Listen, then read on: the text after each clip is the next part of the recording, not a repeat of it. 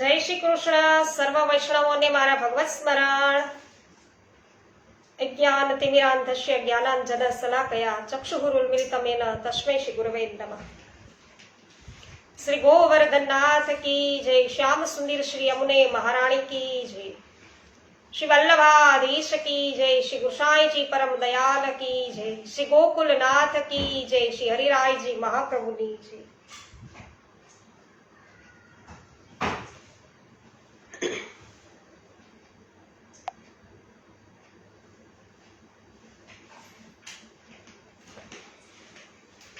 સરસ. કંચનબેન પટેલ સર્વપ્રથમ ઉપસ્થિત થયા છે. જય શ્રી કૃષ્ણ કંચનબેન, સ્વાગત છે આપનું. જોશનાબેન ધામેચા, જય શ્રી કૃષ્ણ, સ્વાગત છે. રમેશભાઈ ચાંગાણી, જય શ્રી કૃષ્ણ, સ્વાગત છે. વિનોદભાઈ ગજ્જર, જય શ્રી કૃષ્ણ. ભાવનાબેન ગજ્જર, જય શ્રી કૃષ્ણ, સ્વાગત છે.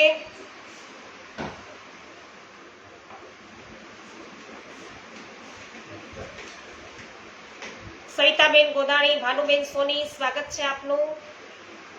જય શ્રી કૃષ્ણ. હા, એકાદશીની સર્વને છે શુભેચ્છાઓ આપી રહ્યા છે વિનોદભાઈ. તો ખૂબ ખૂબ મંગલ બધાઈ આજે એકાદશીની. નીતાબેન પટેલ, સ્વાગત છે. જય શ્રી કૃષ્ણ. હેમાબેન ગુજરાતી, સ્વાગત છે. જય શ્રી કૃષ્ણ. શ્રી ગર્ગ સંહિતા અધ્યાય 14મો. શ્રી ગર્ગ છે બોલ્યા છે કે હે શૌનક, આ પ્રમાણેનું મેં ભગવાન શ્રી કૃષ્ણના સર્વોત્કૃષ્ટ દિવ્ય ચરિત્રનું વર્ણન કર્યું. જે માનવી ભક્તિપૂર્વક તેનું શ્રવણ કરે છે તે કૃતાર્થ થાય છે. તેને પરમ પુરુષાર્થ છે પ્રાપ્ત થયો, એમાં શંકા જ નથી.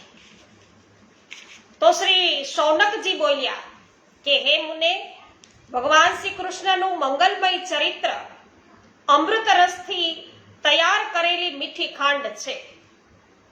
તે સાક્ષાત આપને શ્રી મુખેથી શ્રવણ કરીને હું કૃતાર્થ થયો. તે તપોઘન, હે તપોધન, સંતોમાં શ્રેષ્ઠ રાજા બહુલાશ્ચ શ્રી કૃષ્ણ ભગવાનના પરમ ભક્ત હતા અને તેમના મનમાં હંમેશા શાંતિ રહેતી હતી. પછી તેમણે મુનિવર નારદજીને કઈ વાત પૂછી તે કહેવાની કૃપા કરો. એટલે શ્રી ગર્ગજી કહે છે કે હે શૌનક, પછી મિથિલાના મહારાજ બહુલાશ્ચ હર્ષથી પ્રફુલ્લ અને પ્રેમથી વિહવળ થઈ ગયા. અને પછી તે ધર્માત્મા નરેશે પરિપૂર્ણતમ ભગવાન શ્રી કૃષ્ણનું ચિંતન કરતા નારદજીને કહ્યું કે હે મુને, આપ ઘણા ઘણા પુણ્ય કર્મ આપે કર્યા છે, તો આપના સંપર્કથી હું ધન્ય અને કૃતાર્થ થયો. કેમ કે ભગવાનના ભક્તોનો સંગ એ તો દુર્લભ અને દુસાધ્ય છે. તો હે મુને, અદ્ભુત ભક્ત વત્સલ સાક્ષાત ભગવાન શ્રી કૃષ્ણે બાલ્યાવસ્થામાં આગળ ચાલીને કઈ લીલાઓ કરી તે મને કહો. એટલે બહુલાશ રાજા છે એ નારદજીને એવું પૂછી રહ્યા છે કે પ્રભુએ બાળ લીલા કઈ પ્રકારની કરી એ મને કહો. એટલે નારદજી કહે છે કે હે રાજન, તમે શ્રી કૃષ્ણ સમસ્ત ધર્મના પાલક છો. તમે આ ઘણો જ ઉત્તમ પ્રશ્ન કર્યો છે. નક્કી જ સંત પુરુષોનો સંગ સર્વના કલ્યાણનો વિસ્તાર કરનાર છે. એક દિવસ જ્યારે ભગવાન શ્રી કૃષ્ણના જન્મનું નક્ષત્ર પ્રાપ્ત થયું હતું, નંદરાણી શ્રી યશોદાજીએ ગોપ અને ગોપીઓને પોતાને ત્યાં બોલાવીને બ્રાહ્મણોએ દર્શાવ્યા અનુસાર મંગલ કાર્યથી સંપન્ન કર્યું. અને તે વખતે શ્યામ સોલોના બાળક શ્રી કૃષ્ણને લાલ રંગના વસ્ત્રથી પહેરાવવામાં આવ્યા. અંગોને સુવર્ણ ભૂષણોથી વિભૂષિત કર્યા અને તેમને ગોદમાં લઈને માતાએ એના વિકસિત કમલ સમાન કામણગારા નેત્રોમાં કાજળ આંજ્યું અને ગળામાં વાદ્ય નખયુક્ત ચંદ્રહાર ધારણ કરાયો તથા દેવોને નમસ્કાર કરીને બ્રાહ્મણોના માટે ઉત્તમ ધનના દાન કર્યા. પછી ગોપી યશોદાજીએ તરત જ લાલાને પારણામાં સુવડાવી દીધો અને મંગલ દિવસ પર ગોપીઓમાંથી પ્રત્યેકનું જુદું જુદું સ્વાગત કર્યું. તો મંગલ ભવનમાં તે દિવસે ઘણા ગોપીની અવર જવર રહી. આવો તો પારણે ઝુલાવું, નવનીતલાલ આવો તો પારણે ઝુલાવું. તો યશોદા મૈયા અત્યારે લાલાને પલ્લામાં ઝુલાવી રહ્યા છે. ગોપીઓની નંદ ભુવનની અંદર ઘણી બધી અવર જવર છે. તેથી તેમના સત્કારમાં વ્યસ્ત રહેવાના કારણે તે બાળકનું રુદન સાંભળી શક્યા નહીં. અને તે પડે એ વખતે પરમાત્મા કંસનો મોકલેલો એક રાક્ષસ ત્યાં આવ્યો અને તેનું નામ ઉત્કચ હતું.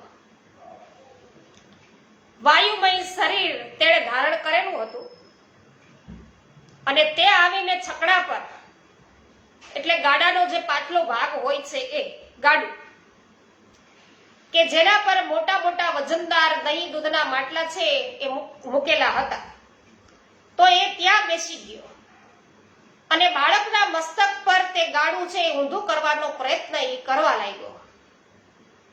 એટલામાં શ્રી કૃષ્ણે રડતા રડતા જ એ ગાડા પર પ્રહાર કર્યો અને પછી તો એ મોટો છકડો ગાડા છે એ ગાડાના ભાંગીને ટુકડે ટુકડા થઈ ગયા અને તે દૈત્ય મૃત્યુ પામીને નીચે પડ્યો. આ સ્થિતિમાં તે વાયુમય શરીર છોડી અને નિર્મળ દિવ્ય દેહવાળો બની ગયો અને શ્રી કૃષ્ણ ભગવાન છે એમને એ દુષ્ટ છે પ્રણામ કરીને 100 અશ્વો જોડેલા દિવ્ય વિમાન પર બેસીને ભગવાનના નિજ પરમધામ ગોલોક છે ચાલ્યો ગયો. તો તે સમયે વ્રજવાસી નંદ આદિ ગોપ અને ગોપીઓ એ બધા જ એક સાથે ત્યાં આવ્યા અને બાળકોને પૂછવા લાગ્યા કે હે વ્રજકુમારો, આ ગાડું આપોઆપ જ કેમ ઊંધું વળી ગયું, કે પછી કોઈ એને ઊંધું પાડી દીધું, એની આ દશા સી રીતે થઈ? તો તે અમે તો જાણતા નથી, તમે જાણતા હોય તો બતાવો. એટલે બાળકોએ શું કીધું કે પારણા પર સૂતેલા આ બાળક દૂધ પીવાના માટે રડતા રડતા પગ પછાડતો હતો અને તે પગ છે એ ગાડાના સાથે ટકરાયો, તો તેથી આ ગાડું છે એ ઊંધું વળી ગયું. વ્રજ બાળકોની એ વાત સાંભળીને ગોપો અને ગોપીઓને વિશ્વાસ બેઠો નહીં અને તે બધા આશ્ચર્ય પામતા વિચારવા લાગ્યા છે. શું વિચારવા લાગ્યા કે આ 3 મહિનાનું બાળક અને ક્યાં આવડું વિશાળ વજનદાર ગાડું. તો ગોદમાં ઉઠાવીને બ્રાહ્મણો દ્વારા વિધિપૂર્વક ગ્રહ યજ્ઞ કરાવ્યો અને તેમાં તેમણે બ્રાહ્મણોને ધન આદિથી સંપૂર્ણ રીતે સંતોષ્યા. શ્રી બહુલાશ્ચ રાજાએ પૂછ્યું છે કે હે મહામુને, એ ઉત્કચ નામે રાક્ષસે પૂર્વજન્મમાં એવા તે કયા પૂર્ણ કાર્યો કર્યા કે જેના ફળ સ્વરૂપે ભગવાન શ્રી કૃષ્ણના ચરણનો સ્પર્શ એમને થયો, તો ચરણનો સ્પર્શ પામીને તે તત્કાળ મોક્ષને પામ્યો? એટલે નારદજી કહે છે કે હે મિથિલેશ્વર, તે ઉત્કચ પૂર્વજન્મમાં હિરણ્યાક્ષનો પુત્ર હતો અને એક દિવસ તે લોમસજીના આશ્રમમાં ગયો અને ત્યાં તેણે આશ્રમમાં વૃક્ષોનો બધો ચૂરો કરી નાખ્યો અને સ્થૂળ દેહયુક્ત મહાબળવાન ઉત્કચને ઉભેલો જોઈને બ્રાહ્મણ ઋષિએ રોષયુક્ત થઈ અને તેને શાપ દીધો કે હે દુર્મતે, તું દેહ રહિત થઈ જા. એ કર્મના પરિણામે તેનું શરીર છે એ સર્પના શરીરની કાચડીની પેઠે છૂટું પડી ગયું અને એ જોઈને મહાદાનવ મુનિના ચરણોમાં એ પડ્યો અને બોલ્યો છે. શું બોલ્યો આ ઉત્કચ કે હે મુને, આપ તો કૃપા સાગર છો, મુજ પર કૃપા અનુગ્રહ કરો. હે ભગવાન, હું આપનો પ્રભાવ જાણતો નથી, આપ મારો દેહ મને પાછો આપો. હવે નારદજી કહે છે બહુલાશ્ચ રાજાને કે પછી એ મુનિ લોમેશ પ્રસન્ન થયા અને જેમણે વિધાતાની 100 નીતિ જોઈ છે, અર્થાત જેમની સામે 100 બ્રહ્મા વીતી ગયા છે, એવા સંતોના રોષ પર વરદાન રૂપ હોય છે. એવા ઋષિઓ જો શ્રાપ આપે ને, રોષ હોય ને, એ પણ વરદાન રૂપ છે, એ વરદાન બની જાય. તો પછી તેમનું વરદાન મોક્ષદાયક નીવડે. અને તે માટે શું કહેવું? તો લોમેશજી બોલ્યા છે કે જેમણે શાપ આપ્યો આને, આ દૈત્યને, એ શું બોલ્યા કે ચાક્ષુક મન્વંતર સુધી તો તારું શરીર છે ને વાયુમય જ રહે. તે વીતી ગયા પછી વૈવસ્વત મન્વંતર આવશે અને એ સમયમાં 28મા દ્વાપરના અંતમાં ભગવાન શ્રી કૃષ્ણના ચરણનો સ્પર્શ થતા તારી મુક્તિ થશે. એટલે નારદજી છે બહુલાસ્ય રાજાને કહે છે કે હે રાજન, તો આ ઉપરના શાપના કારણે લોમેશજીના પ્રતાપથી દાનવ ઉત્કચ એ પણ ભગવાનના પરમધામનો અધિકારી બન્યો.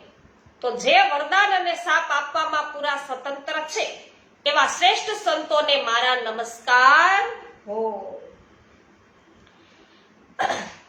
હે રાજન, એક દિવસ નંદરાણી યશોદાની ગોદમાં ઉચકીને રાખવામાં અસમર્થ થયા અને મનમાં ને મનમાં એવું વિચારવા લાગ્યા કે ઓહો, આ બાળકમાં પહાડ જેટલું વજન ક્યાંથી આવી ગયું. પછી તેમણે બાળ ગોપાળને ભૂમિ પર મૂકી દીધો, কিন্তু આ રહસ્ય છે કોઈને બતાવ્યું નહીં. અને તે વખતે કંસનો મોકલેલો મહાબલી દૈત્ય તૂર્ણાવ્રત ત્યાં આવી અને આંગણામાં ખેલતા સુંદર બાળક શ્રી કૃષ્ણનું અપહરણ કરી ગયો. અને ત્યારે ગોકુળમાં એવી તો ધૂળની ડમરી ઉડી કે જેના કારણે અંધારું છવાઈ ગયું અને ભયંકર અવાજ બધો થવા લાગ્યો. બે ઘડી તો બધાની આંખો ધૂળથી ભરાઈ ગઈ અને તે વેળા યશોદાજી નંદ મંદિરના આંગણામાં છે લાલાને ના જોતા ઘણા બધા ગભરાઈ ગયા. રડતા રડતા તેઓ ભવનના શિખરો ભણી જોવા લાગ્યા અને તે ઘણા જ ભયંકર દેખાતા હતા. જ્યારે ક્યાં એ લાલાને દીઠો નહીં, ક્યાંય પણ છે એ પ્રભુને જોયા નહીં, ત્યારે તે મૂર્છિત થઈ ગયા યશોદાજી અને ધરતી પર પડી ગયા. પછી ભાનમાં આવતા ઊંચા અવાજે કરુણ વિલાપ કરવા લાગ્યા. માનો કે વાછરડું છે એ મૃત્યુ પામતા ગાય છે એ આક્રંદ ન કરતી હોય, તો પ્રેમ અને સ્નેહથી વ્યાકુળ એવી ગોપીઓ પણ રડતી હતી અને તે સૌના મુખ પર અશ્રુધારા વહેતી હતી. અને આમ તેમ જોતા તે નંદનંદનની શોધમાં મંડી પડી. હવે પેલી તરફ તૂર્ણાવત છે તો ગગનમાં 10 યોજન ઊંચે પહોંચી ગયો અને બાળક શ્રી કૃષ્ણ તેના ખભા પર હતો અને તેનું શરીર દૈત્યને સુમેરુ પર્વત જેવું ભારે લાગવા લાગ્યું. તો તેણે ઘણી પીડા થવા લાગી. આ તૂર્ણાવ્રતને પીડા થવા લાગી અને ત્યારે તે દાનવ શ્રી કૃષ્ણને ત્યાં જ નીચે પટકવાની ચેષ્ટા કરવા લાગ્યો. આ જાણીને પરિપૂર્ણતમ ભગવાને સ્વયં તેનું ગળું પકડી લીધું. છોડી દે એવું નિશાચરે કહેતા એ અદ્ભુત બાળક શ્રી કૃષ્ણે ઘણા જોરથી દાનવનું ગળું છે એ ઘોંટ્યું અને તે કારણે તેનું પ્રાણ પંખેરું છે એ ઉડી ગયું અને તેના દેહમાંથી જ્યોતિ નીકળી અને ઘનશ્યામમાં એવી રીતે વિલીન થઈ ગઈ કે જાણે વાદળમાં વીજળી. તો અંતે આકાશમાં દૈત્યનું શરીર બાળક સાથે જ એક શિલા પર પડ્યું અને પડતા જ એ શિલાના ટુકડા થઈ ગયા અને પડવાના ધમાકાથી સર્વ દિશાઓમાં પડઘા પડવા લાગ્યા. ભૂમંડળ બધું કાંપવા લાગ્યું અને તે વખતે બધી ગોપીઓએ રડતા આ દાનવના દેહ પર બેઠેલા બાળકને જોઈને ઉઠાવી લીધું. પછી બાળકને યશોદા મૈયાને આપતા કહ્યું છે કે હે યશોદે, તારામાં બાળકનું લાલન પાલન કરવાની રતિભાર પણ છે ને યોગ્યતા નથી. કહેવાતી તો તમને આવું માઠું લાગશે, તમે માથું લગાડશો અમે કહેવું એટલે, પરંતુ વાત સાચી છે કે ક્યાંય તમારામાં દયાનો છાંટોય દેખાતો નથી. ભલા કહો તો આ પ્રમાણે થતા કોઈ પણ પોતાના બાળકને ગોદમાંથી છૂટું મૂકે ખરું? તમે તો એવા નિર્દયી છો કે આવા મહાભયના વખતે પણ બાળકને તમે જમીન પર મૂકી દીધું. યશોદાજી બોલ્યા કે એ બેનો, સમજાતું નથી કે તે વખતે મારો લાલો ગિરિરાજ સમાન ભારે લાગતો હતો અને તેથી આવા મહાભયંકર તોફાનમાં પણ મેં તેને ગોદમાંથી ઉતારીને જમીન પર મૂકી દીધો. ગોપીઓ કે હે યશોદાજી, રેવા દ્યો હવે, જૂઠું ના બોલો. એ કલ્યાણકારી તમારા દિલમાં લેશ માત્ર પણ તમને દયા નથી. તો આ દુધાળા મુખવાળો બાળક તો ફૂલ અને રૂ સમાન હલકો છે હાવ. શ્રી નારદજી છે એ બોલ્યા છે કે શ્રી કૃષ્ણ ઘરે આવી જતા નંદ આદિ ગોપ અને ગોપીઓ સર્વના મનની અંદર ઘણો બધો આનંદ થયો અને તે બધા લોકોની સાથે તેની કુશળ વાતો બધા કહેવા લાગ્યા. યશોદાજી બાળક શ્રી કૃષ્ણને ઉઠાવી ગયા અને વારંવાર સ્તનને વળગાડી, દૂધ પીવડાવી, મસ્તક સૂંઘીને અને પાલવ વડે છાતીએ છુપાવીને મોહથી વશીભૂત થઈને રોહિણીજીને એવું કહેવા લાગ્યા કે હે બેન, દૈવે મને આ એકમાત્ર પુત્ર આપ્યો છે. મારે ઘણા પુત્રો તો છે નહીં. આ એક પુત્ર પણ અનેક કારના અનિષ્ટ આવે છે. આ પુત્ર ઉપર કેટલા બધા અનિષ્ટો થાય છે એમ. તો આજે મેં મોતના મુખમાંથી એને બચતા જોયો. તો એનાથી મોટો ઉત્પાત બીજો કયો હોય? હવે હું શું કરું? ક્યાં જાઉં અને હવે ક્યાં રહેવાની વ્યવસ્થા કરું? ધન, શરીર, મકાન, અટારી અને આ વિવિધ જાતના રત્નો એ સર્વથી મોટી મારે માટે એક જ વાત છે કે મારો આ બાળક કુશળ રહે. જો મારો આ બાળક અનિષ્ટો પર વિજયી થાય તો હું ભગવાન શ્રી હરિની પૂજા, દાન અને યજ્ઞ કરીશ. કુવા, તળાવ, વાવ બંધાવીશ અને સેંકડો મંદિરો બંધાવીશ. હે પ્રિય રોહિણી, જેમ અંધાના માટે લાઠી જ સહારો હોય છે તે રીતે મારું સુખ તો એકમાત્ર આ બાળક જ છે. માટે બેન, હવે હું મારા લાલને જ્યાં કોઈ પણ પ્રકારનો ભય નહીં હોય તે સ્થળે લઈ જઈશ. શ્રી નારદજી કહે છે કે હે રાજન, તે વખતે નંદ મંદિરમાં મોટા મોટા વિદ્વાન બ્રાહ્મણો પધાર્યા અને ઉત્તમ આસન પર બધા વિરાજ્યા. નંદ અને યશોદાજીએ તેને સૌનું વિધિપૂર્વક છે પૂજન કર્યું અને બધા બ્રાહ્મણો છે શું બોલ્યા કે વ્રજપતિ નંદજી તથા વ્રજેશ્વરી યશોદે, તમે ચિંતા ના કરશો. અમે આ બાળકનું કવચ આદિથી રક્ષણ કરીશું કે જેથી તે દીર્ઘાયુ થાય. નારદજી રાજાને કહે છે કે હે રાજન, એ શ્રેષ્ઠ બ્રાહ્મણોએ કુશાગ્રો, નવા પલ્લવો, પવિત્ર કળશો, પવિત્ર શુદ્ધ જળ તથા રુક્ક, યજુ અને સામવેદના સ્ત્રોતો અને ઉત્તમ સ્વસ્તિ વાચન આદિ દ્વારા વિધિ વિધાન પૂર્વક યજ્ઞ કરાવીને અગ્નિનું પૂજન કરાયું. ત્યારે તેમણે બાળક શ્રી કૃષ્ણનું વિધિવત રક્ષણ કર્યું અને રક્ષણ અર્થે આ કવચનું પઠન કર્યું. બ્રાહ્મણો કહે છે કે ભગવાન દામોદર તમારા ચરણોનું રક્ષણ કરે, વિષ્ઠર શ્રવા ઘૂંટણોનું, શ્રી વિષ્ણુ જાંઘોની અને સ્વયં પરિપૂર્ણતમ ભગવાન શ્રી કૃષ્ણ તમારી નાભીનું રક્ષણ કરો. ભગવાન રાધા વલ્લભ તમારા કટી ભાગનું અને પિતાંબરધારી તમારા ઉદરની રક્ષા કરો. ભગવાન પદ્મનાભ હૃદયેશનું, ગોવર્ધનધારી બાહુઓનું, મથુરાધીશ્વર મુખનું અને દ્વારિકાનાથ શિરનું રક્ષણ કરો. આસુરોના સંહાર કરનાર ભગવાન પીઠનું રક્ષણ કરો. સાક્ષાત ગોવિંદ ભગવાન સર્વ રીતે તમારું રક્ષણ કરો. તો 3 શ્લોકના આ સ્તોત્રો જે મનુષ્ય ખરેખર નિરંતર પાઠ કરે તેને પરમ સુખની પ્રાપ્તિ થાય અને તેને ક્યાંય છે ભયનો સામનો કરવો પડતો નથી.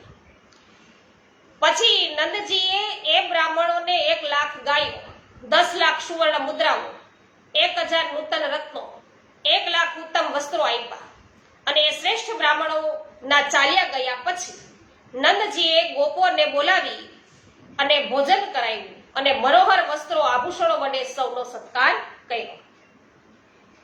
તો અહીંયા બહુલાસ્ય રાજા પૂછે છે કે હે મુને, આ તૃણાવ્રતે પહેલા જન્મમાં એવો તે કયો પૂર્ણ કાર્યો કર્યા કે મનુષ્ય છે એ હતો કે જે સાક્ષાત પરિપૂર્ણતમ ભગવાન શ્રી કૃષ્ણમાં લીન થઈ ગયા? એટલે નારદજી કહે છે કે હે રાજન, પાંડુ દેશમાં સહસ્ત્રાક્ષ નામે એક વિખ્યાત રાજા રહેતો હતો અને એની કીર્તિ તો ચારે બાજુ ફેલાયેલી હતી અને ભગવાન શ્રી વિષ્ણુમાં તેને અપાર શ્રદ્ધા હતી અને તે ધર્મમાં રુચિ રાખતો હતો. યજ્ઞ અને દાનમાં તે ઘણો બધો રસ છે એ દાખવતો હતો.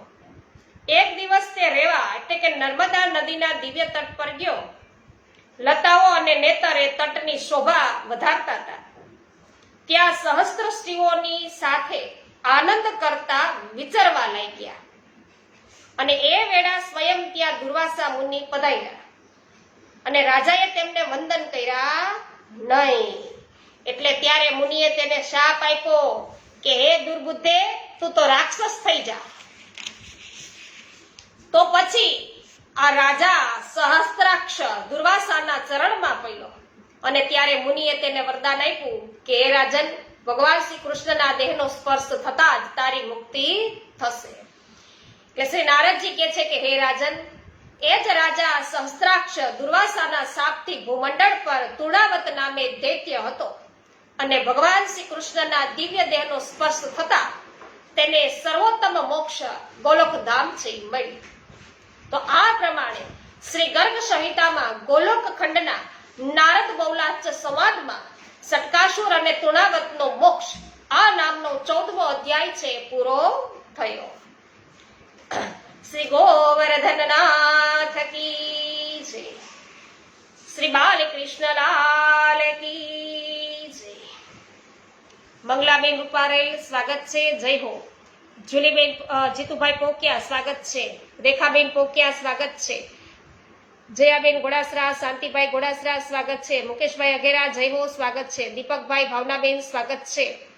JR વડાલિયા સ્વાગત છે. પોસ્ટ શેર કરવા બદલ આભાર. શૈલેષભાઈ દુધાતરા સ્વાગત છે. પોસ્ટ શેર કરવા બદલ આભાર. મંજુલાબેન ગોંડલિયા અને વિનોદભાઈ ગોંડલિયા, વિઠ્ઠલભાઈ ગોંડલિયા આપનું પણ સ્વાગત છે. રમેશભાઈ ચાંગાની જય હો. વિનોદભાઈ ગજર જય હો. ચંદ્રિકાબેન કાનપુરિયા સ્વાગત છે. જયશ્રીબેન પટેલ સ્વાગત છે. નાનજીભાઈ કનેરિયા સ્વાગત છે આપનું.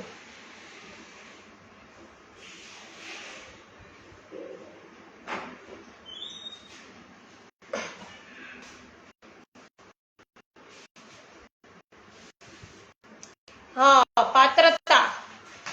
પાત્રતા વિશે કહી રહ્યા છે પિન્ટુભાઈ અથવા તો પિન્ટુબેન મામાણી. પાત્રતા એટલે કે જેમ કાચા માટીના ઘડામાં પાણી આપણે રેડીએ તો શું થાય, એ ઘડો છે એ ઘડો ન રહીએ અને પાછી માટી જ બની જાય, કેમ કે તેનામાં જીરવવાની હજુ પાત્રતા નથી, કાચો છે. એટલે જળ છે એ ધારણ કરી શકે નહીં.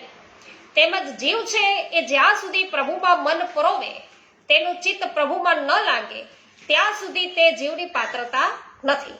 અને જ્યારે માટીના ઘડાને અગ્નિમાં તપાવી પકાવી અને પરિપક્વ થાય ત્યારે તેની યોગ્યતા થાય, તેમાં જળ ભરવા લાયકી બને. તો એ પ્રકારે જીવને જ્યારે વિરહ તાપ છે એ ખૂબ જ થાય ત્યારે જીવમાં જ્યારે વિરહ અગ્નિ છે એ ઉત્પન્ન થાય અને ત્યારે છે એ ભગવત રસ છે એ પચાવી શકે. તો ભગવત રસ માટે એમની યોગ્યતા છે એ સિદ્ધ થાય. પિન્ટુબેન માવાની આપે ખૂબ સુંદર સત્સંગ છે એ રજૂ કર્યો, ખૂબ જ સુંદર. આભાર, આપનું સ્વાગત છે. મંગલાબેન રૂપારેલ સ્વાગત છે. હા, એકાદશી છે આજે, સર્વને મંગલ બધાઈ. હેમાબેન જય હો સ્વાગત છે. મહેશભાઈ વસોયા સ્વાગત છે. મહેન્દ્રભાઈ અઘેરા ઘણા દિવસ પછી લાઈવ થયા, સ્વાગત છે આપનું. નીતિનભાઈ ધોકિયા સ્વાગત છે. વલ્લભભાઈ વાલોડિયા સ્વાગત છે. વ્રજભાઈ કંડોરિયા સ્વાગત છે. કુંદનબેન પરમાર સ્વાગત છે. ચૈતન્યભાઈ સાયાણી વકીલ છે રાજકોટથી, અમને ઉપસ્થિત થયા છે, રોજ સત્સંગમાં આવે છે તો એમનું સ્વાગત છે. શિલ્પાબેન લુણાગરિયા, જગદીશભાઈ લુણાગરિયા સ્વાગત છે. હરિવલ્લભભાઈ પ્રજાપતિ આપનું સ્વાગત છે. કાંતાબેન ગુમલિયા અને ગોપાલભાઈ ગુમલિયા સ્વાગત છે. દિનેશભાઈ રાજાણી, માધુરીબેન મિસ્ત્રી, લલિતાબેન અકબરી, રંજનબેન લુણાગરિયા, કથિરિયા વલ્લભભાઈ, કુસુમબેન શર્મા હાલોલથી. સર્વ વૈષ્ણવોનું સ્વાગત છે. રમેશભાઈ ચાંગાની અને હંસાબેન પટેલનું સ્વાગત છે. કૃષ્ણાબેન ત્રાંબડિયા સ્વાગત છે.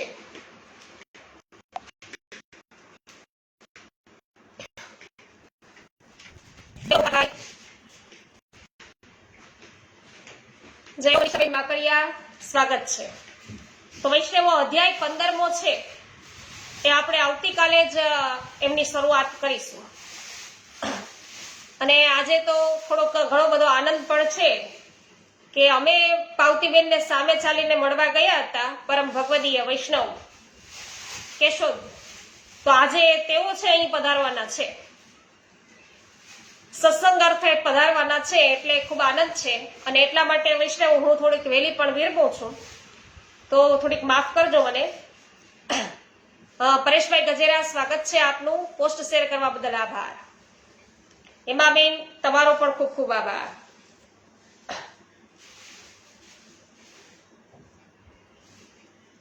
શ્રી ગોવર્ધનનાથ કી જય. શ્યામ સુંદર શ્રી યમુને મહારાણી કી જય. શ્રી વલ્લભાધીશ કી જય. શ્રી ગોસાઈજી પરમ દયાલ કી જય. શ્રી ગોકુલનાથ કી જય.